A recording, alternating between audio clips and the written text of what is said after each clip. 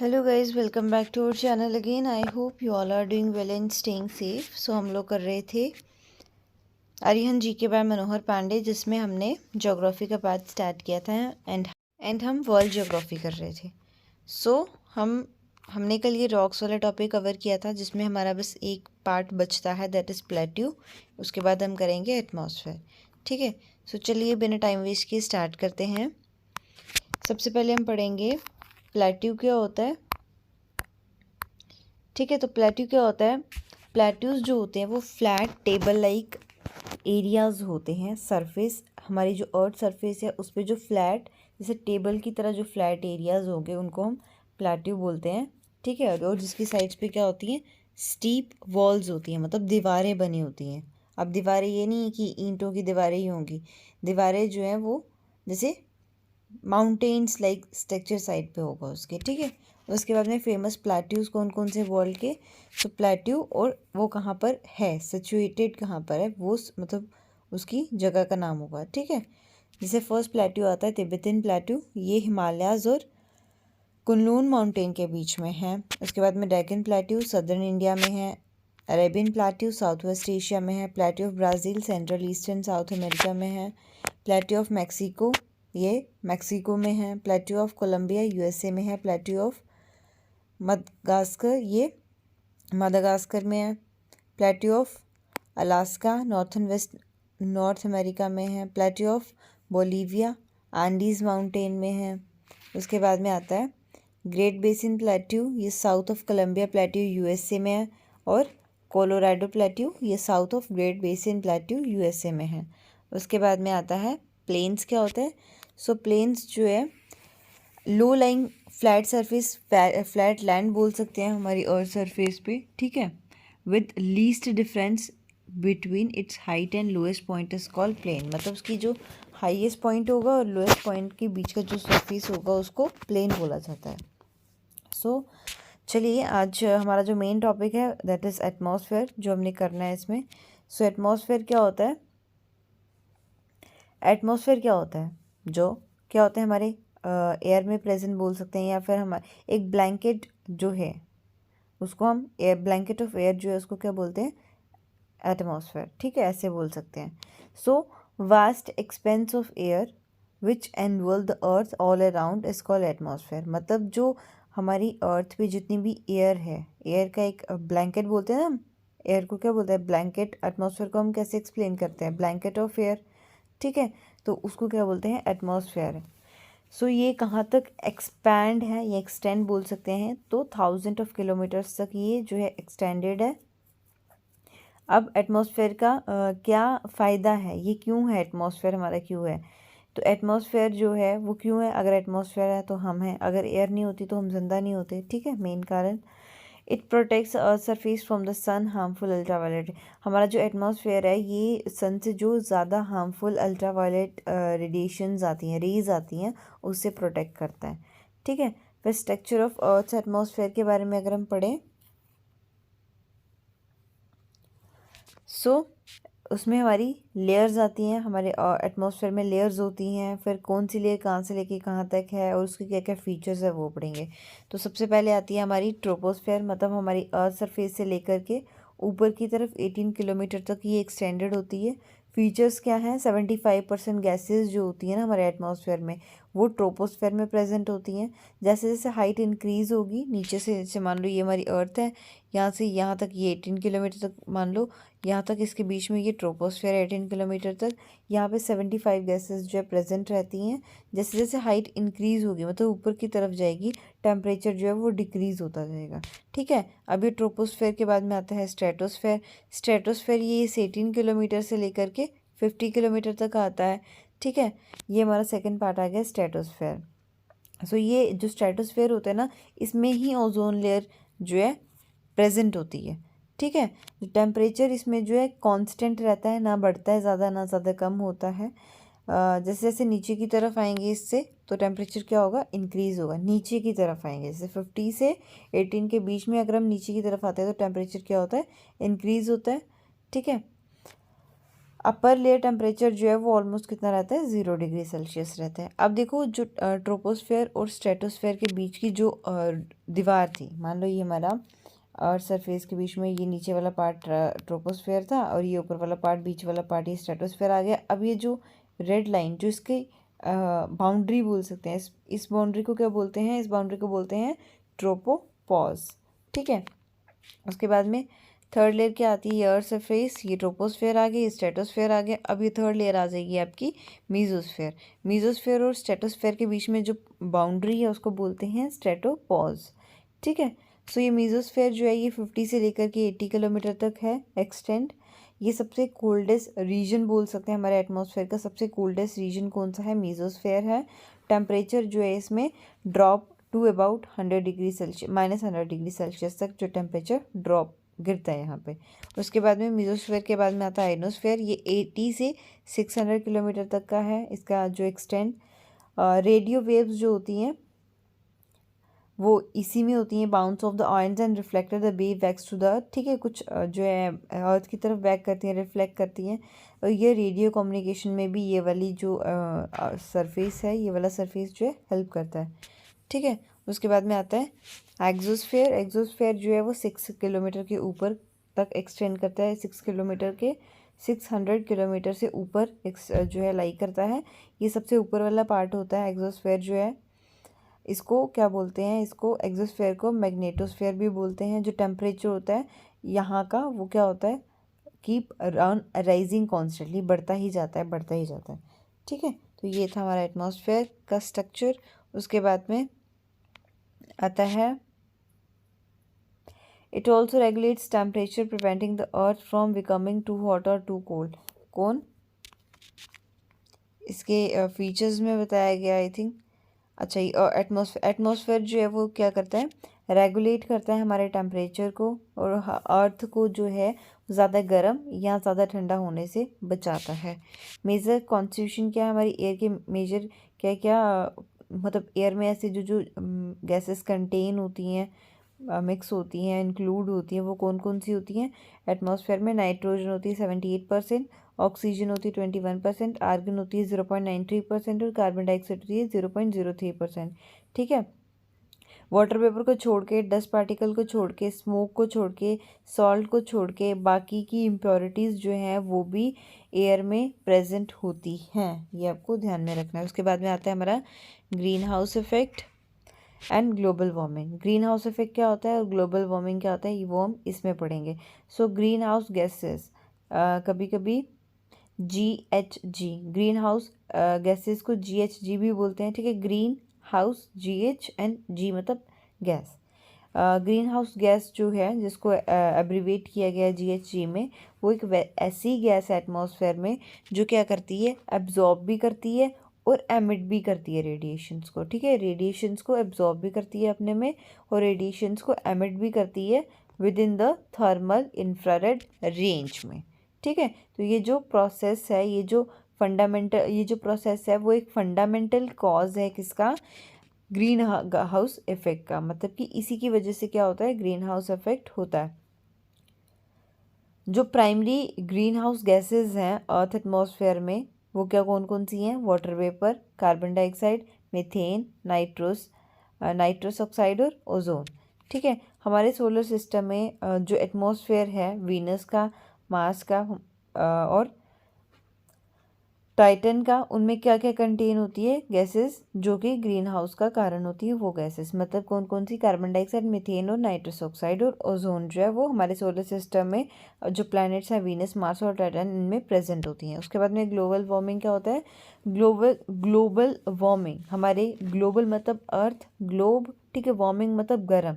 Global warming का मतलब होता है अर्थ का क्या होना, हॉट, गर्म होना, बहुत ज़्यादा अर्थ का टेम्परेचर बढ़ जाना, उसको हम ग्लोबल वार्मिंग बोलते हैं।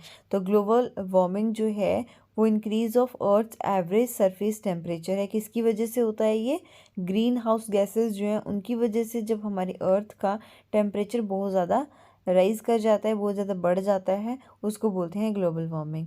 अब ये ग्रीन हाउस गैसेस कौन कौन सी जिनकी वजह से ग्लोबल वार्मिंग होती है, वो है कार्बन डाइऑक्साइड, ठीक है। एमिशन फ्रॉम बर्निंग फॉसिल, कोई भी फॉसिल फ्यूल्स जला रहे हैं उनमें से जो एमिट हो रहा है वो, ठीक है। डिफॉरेस्टेशन से, this type of green house effect, तो इस टाइप के ग्रीन हाउस इफेक्ट जो है ग्लोबल वार्मिंग का कारण होते हैं। उसके बाद में आता है pressure system of earth. Pressure system of earth जो है, प्रेशर जो एटमॉस्फेयर, जो हमारा एटमॉस्फेयर है, प्रेशर एग्जर्ट करता है किसके वेट की वजह से, एटमॉस्फेयर की वेट की वजह से जो प्रेशर एग्जर्ट करता है अर्थ सरफेस में, एक यूनिट अर्थ सरफेस में, उसको बोला जाता है एटमॉस्फेरिक प्रेशर। एटमॉस्फेरिक प्रेशर क्या होता है, हमारा एटमॉस्फेयर जो है अपनी वेट की वजह से जो प्रेशर एग्जर्ट करता है एक यूनिट एरिया में अर्थ के, उसको एटमॉस्फेरिक प्रेशर बोलते हैं। इसको मेजर किया जाता है बाय मर्क्यूरी बैरोमीटर, ठीक है। जो मेजर प्रेशर बेल्ट्स हैं हमारी अर्थ की वो कौन कौन सी है, इक्वेटोरियल लो, सब ट्रॉपिकल हाई और सब पोलर एंड पोलर हाई, ठीक है। जिससे क्या होता है, जो प्रेशर बेल्ट्स हैं, मेजर प्रेशर बेल्ट्स हैं अर्थ की। उसके बाद में आता है विंड।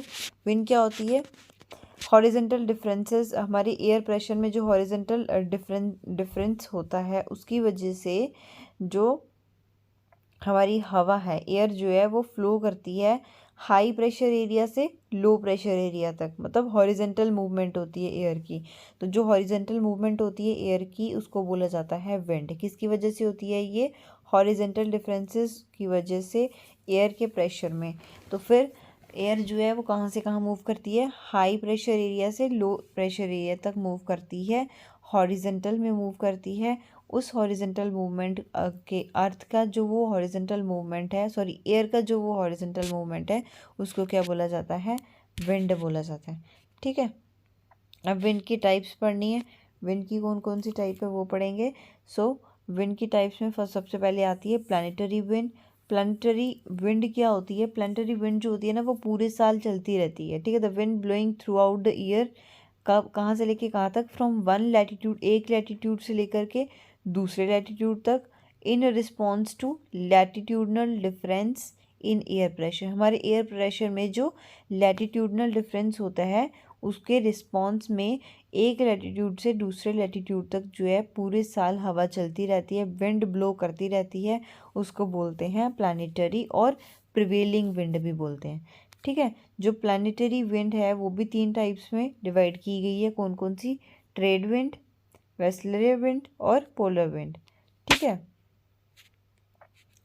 सो उसके बाद में आपका आता है, आपने यहाँ पे देख लेना है ट्रेड विंड कौन सी होती है, जो सब ट्रॉपिकल हाई प्रेशर बेल्ट से इक्वेटोरियल लो प्रेशर बेल्ट तक ब्लो करती है, वो होती है ट्रेड विंड, ठीक है। बिटवीन 30 डिग्री नॉर्थ से 30 डिग्री साउथ लैटिट्यूड तक। उसके बाद में वेस्लियर जो आती है ये सब ट्रॉपिकल हाई प्रेशर बेल्ट से subpolar low pressure belt तक जो है मूव करती है, टेम्परेचर लैटिट्यूड बिटवीन 30 डिग्री से 60 डिग्री तक। उसके बाद में इनको जो है रोरिंग 40s और फ्यूरियस 50s भी बोला जाता है। उसके बाद में आती है पोलर विंड्स। तो पोलर विंड्स जो होती हैं पोलर हाई प्रेशर बेल्ट से subpolar low pressure belt तक मूव करती है between 60 degree latitude and the pole on both side of the equator. उसके बाद में सेकेंड टाइप आती है विंड की, पीरियोडिक विंड। पीरियोडिक विंड कौन सी होती है, जो अपनी जो डायरेक्शन जो है ना पीरियोडिकली चेंज कर लेती है इन प्रेशर एंड टेम्परेचर, ठीक है। चाहे प्रेशर टेम्परेचर जो भी है उसमें वो क्या करती है, अपनी डायरेक्शन को जो है पीरियोडिकली चेंज कर लेती है, उसको बोलते हैं पीरियोडिक विंड। उसके बाद में आता है लोकल विंड। तो लोकल विंड क्या होती है, जो डेवलप होती है जब टेम्परेचर और प्रेशर का डिफरेंस लोकल रहता है तब, ठीक है। जैसे कि फॉन, चिनूक और लू हो गए। उसके बाद में साइक्लोन्स आते हैं। साइक्लोन्स क्या होते हैं, साइक्लोन्स से सर्कुलेशन मूव में जो हवा चलती है, एयर का एक मास जो है सर्कुलर में चलता है जिसका सेंटर में एकदम लो प्रेशर होता है, उसको बोलते हैं साइक्लोन्स। ये एंटी क्लॉकवाइज होता है नॉर्थ हेमिस्फेयर में और क्लॉकवाइज होता है सदर्न हेमिस्फेयर में। उसके बाद में आता है एंटी साइक्लोन।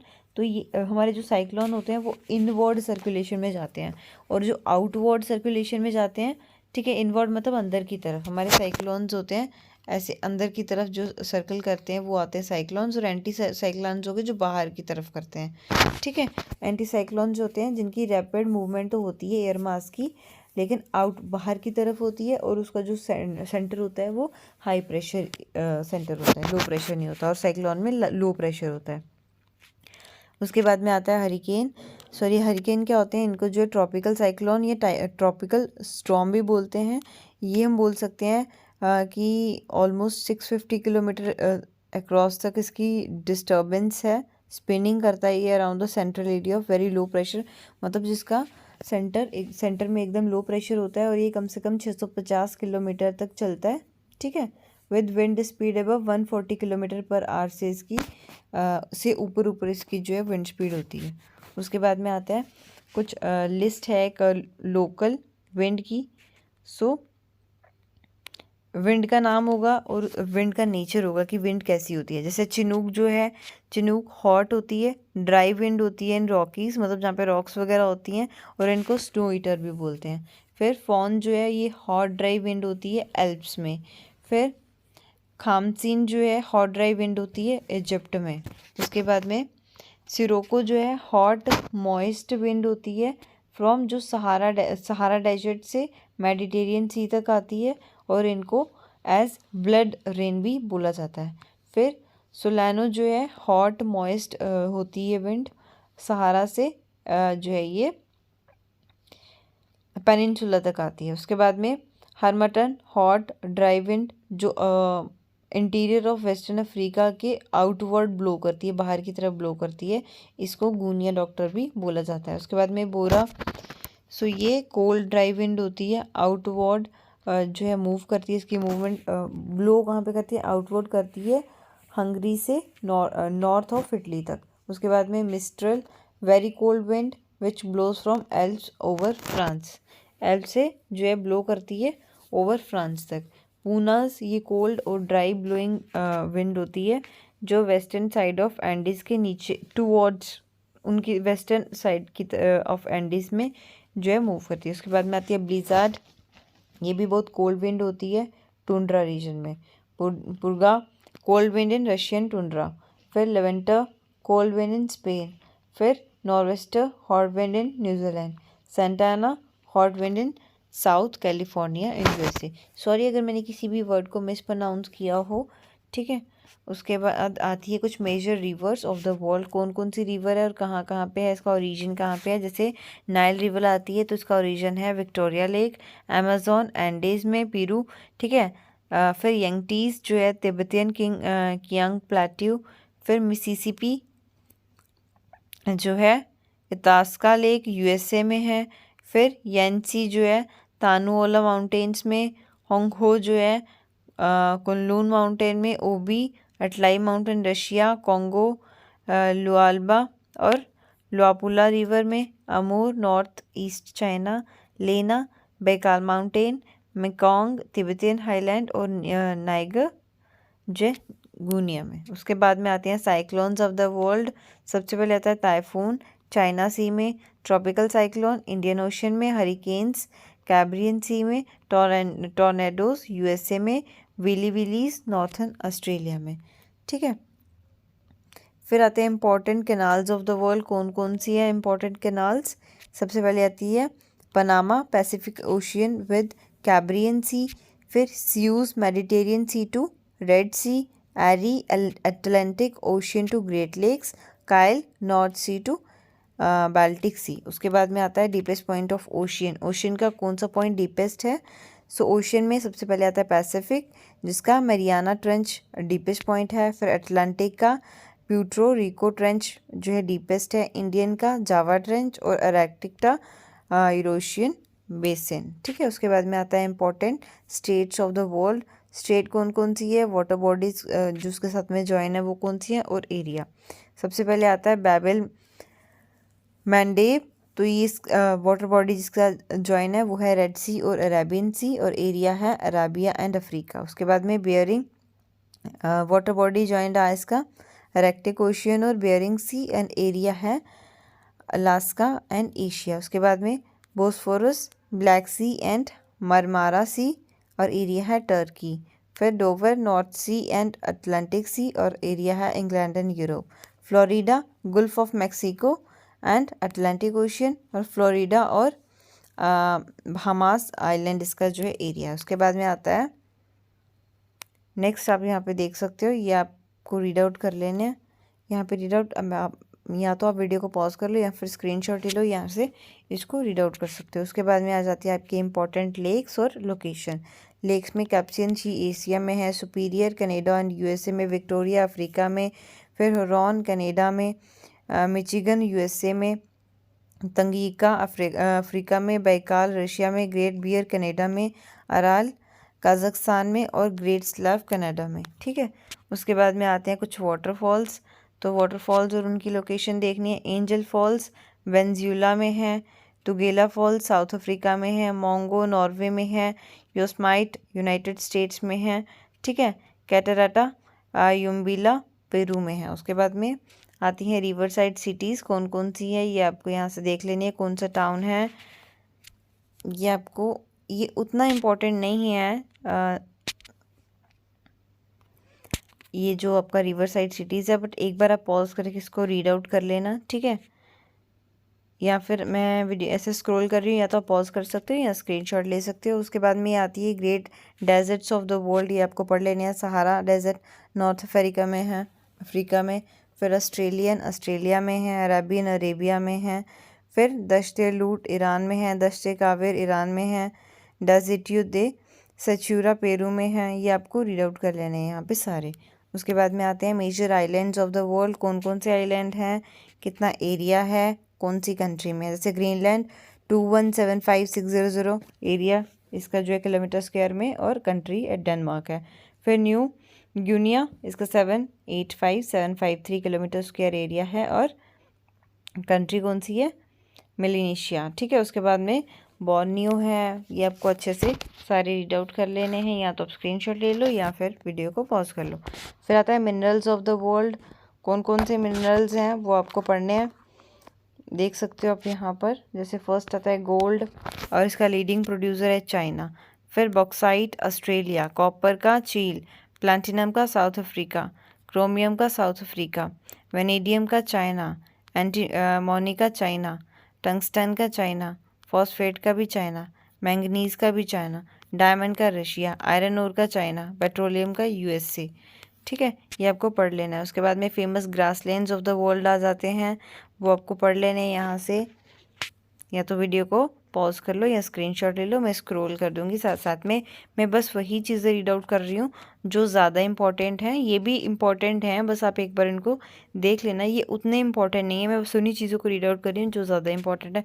जैसे एग्रीकल्चर आप देख सकते हो, जब को पता भी होने चाहिए। ठीक है, एग्रीकल्चर प्रोड्यूस और लीडिंग प्रोड्यूसर कौन है इनका। कॉफ़ी का है ब्राज़ील, रबर का है थाईलैंड, टी का है चाइना, ऑयल पाम का है इंडोनेशिया, कोकोआ का है घाना, कोकोनट का इंडोनेशिया, डेट पाम का इजिप्ट, कॉटन का चाइना, व्हीट का चाइना, मेज़ का यूएसए, फ्रूट एंड वेजिटेबल्स का चाइना, वूल का ऑस्ट्रेलिया, राइस का चाइना, क्लोव्स का जंजीबार। ठीक है, ये आपको अच्छे से रीड आउट कर लेना। उसके बाद में आता है इंपॉर्टेंट इंटरनेशनल बाउंड्री लाइंस। जैसे रेड क्लिफ लाइन है, 1947 में बनी थी। ये किसके बीच में है, इंडिया और पाकिस्तान के बीच में, इंडो पाक के बीच में कौन सी है, रेड क्लिफ है। ठीक है, मैकमोहन लाइन इंडिया और चाइना के बीच में है, इंडो चाइना के बीच में 1914 में बनी थी। दुरन लाइन पाकिस्तान और अफगानिस्तान के बीच में है।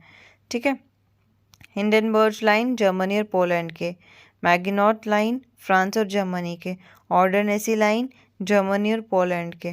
तो ये आपको अच्छे से पढ़ लेनी है। 38 parallel line, 49 parallel line, 24 parallel line, 17 parallel line किस किस के बीच में। जैसे 38 parallel line north and south Korea के बीच में, 49th parallel line USA and Canada के बीच में है, 24th parallel line Pakistan claims that it is the boundary of between India and Pakistan in run of Kutch में है ये।